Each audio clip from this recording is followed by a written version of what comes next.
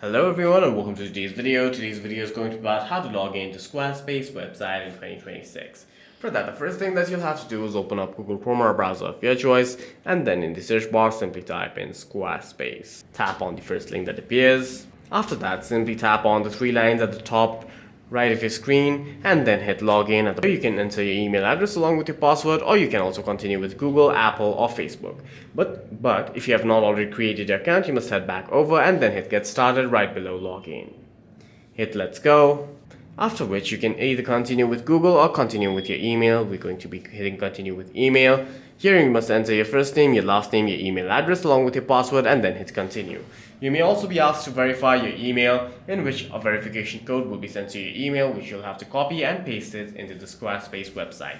After creating your account, Squarespace will automatically log you into the particular device that you are working on. If you want to log into some other device, you must enter your email and password as shown on the screen earlier. For any further questions, please feel free to leave a comment down below.